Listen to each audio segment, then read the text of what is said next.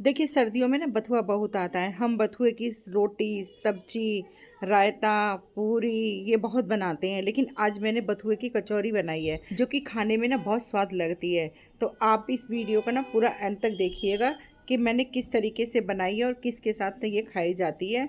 और हाँ, हमारे घर में ज़्यादातर ये किसके साथ खाते हैं। तो चलिए बनाना स्टार्ट करते हैं। तो यहाँ पर हमने आधा किलो बथुआ लिया है और बथुए को अच्छी तरीके से धो करके हमने साफ़ कर लिया।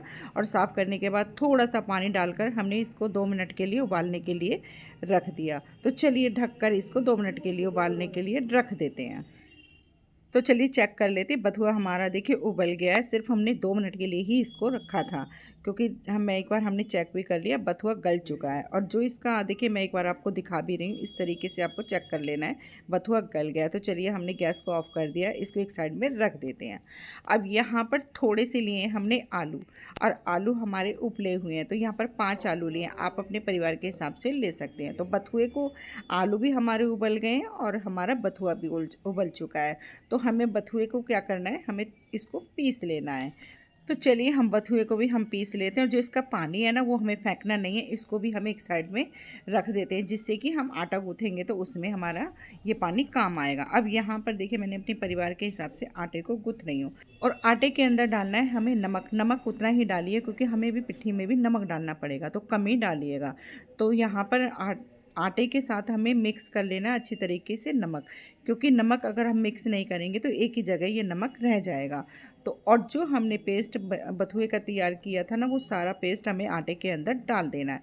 अगर ज़रूरत पड़ी तो हम और एक्स्ट्रा पानी डालेंगे, नहीं तो इसी में हम आटे को पहले गूँथ लेते हैं।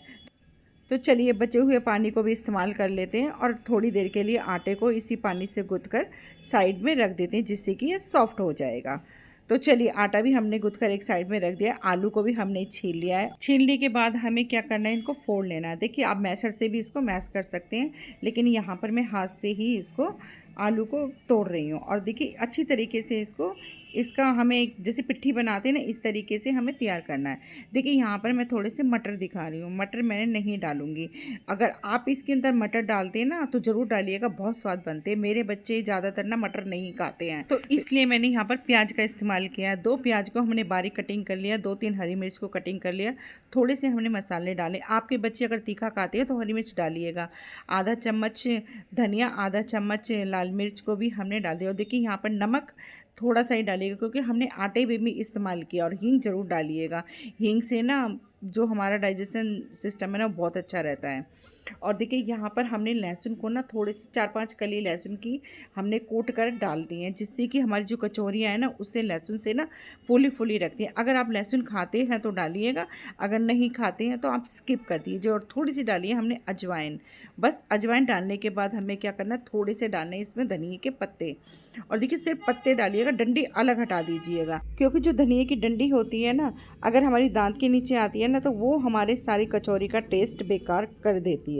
तो इसलिए धनिए के पत्ते पत्ते डालिएगा और पिट्ठी को मिक्स कर लीजिए। और इस तरीके से पिट्ठी बनाकर ये हमारी तैयार हो गई है। तो चलिए हम बनाना यहाँ पर स्टार्ट करते हैं। देखिए आटे को भी देख लेते हैं, आटा भी हमारा सॉफ्ट हो गया है। तो चलिए पहले हम आटे को थोड़े से ना इसके अंदर घुसे मार लेते हैं, जिससे कि और भी ये सॉफ्ट हो जाए। तो चलिए आटे को भी हमने निकाल कर एक डोंगे में रख लिया है, जिससे कि हमें कचौरी बनाने में आसानी हो जाए। और तेल को भी देखिए यहाँ पर मैं तेल में बना रही हूँ। अगर आप घी में बनाना चाहते हैं तो आप घी ले सकते हैं, लेकिन मैं सरसों का तेल यूज़ करती हूँ। बस हमने गैस पे उसको रख दिया है, जिससे कि तेल भी जब तक हम बनाएंगे तो तेल भी हमारा अच्छा खासा गर्म हो जाएगा। और देखिए थोड़ा हमें, जैसे हम पूड़ी बनाने के लिए आटा लेते हैं ना, उससे थोड़ा सा हमें ज़्यादा लेना है। और देखिए मेरे बोलने से ज़्यादा ना देखने से आपको ज़्यादा समझ आएगा। और बस हमें इस तरीके से ना इसको बेल लेना, थोड़ा सा रोटी से थोड़ा कम बेलना है। और 2 चम्मच के करीब हमें इस पिट्ठी डालनी है। और जिस तरीके से इसको हमें सील करना है, देखिए मैं आपको दिखा रही हूँ, इस तरीके से आपको सील करना है। और ऊपर से जो इसका मोटा पार्ट है ना, उसको हमें गोल गोल करने के बाद उसको हटा देना है, जिससे कि मोटा पार्ट ना रहे। क्योंकि अगर वो मोटा पार्ट रहता है ना तो वहाँ से कचौरे वो आटा जो है ना कच्चा रह जाता है। और बस इस तरीके से हमें हल्के हाथ से इसको बेल लेना है, जिससे कि ये कचौरी फटे ना। और देखिए यहाँ पर हमारी कचौरी बनकर बिल्कुल तैयार हो गई है। बस हमें इसे ऑयल के अंदर डाल देना है। तो चलिए हमारी पहली कचौरी सिक रही है। इतने में एक बार आपको और दिखा दे, तो इस तरीके से हमें आटा लेना है, बेलना है और 2 चम्मच के करीब हमें इसके अंदर पिट्ठी भरनी है। और फिर इसको उसी तरीके से, जिस तरीके से दिखाया है मैंने, उस तरीके से आप इसको सील कर दीजिए, मोटे पार्ट को निकाल दीजिए। आपको लगता है कि ये फट जाएगी, तो जिस तरीके से मैं दबा रही हूँ कचौरी को, हाथ से इस तरीके से आप दबा दीजिए और फिर उसके बाद आप इसको बेलिएगा। और देखिए यहाँ पर मैंने आपको दोबारा से भी दिखा दिया। और पहली कचौरी हमारी सिक कर तैयार हो गई है। जब तक ये ब्राउन ना हो जाए तब तक इसको नहीं निकालिएगा। ब्राउन होने के बाद ही कचौरी को निकालिएगा बस।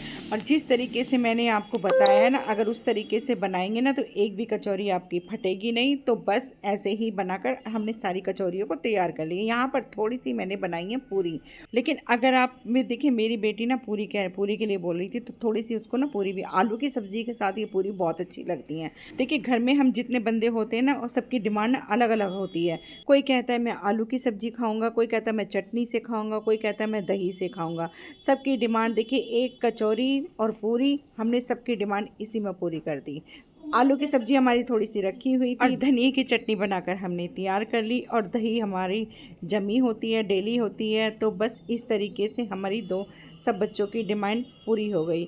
अगर रेसिपी अच्छी लगे तो लाइक, शेयर, सब्सक्राइब ज़रूर कीजिए। फिर मिलते हैं अगली वीडियो में नई रेसिपी के साथ। जय माता दी।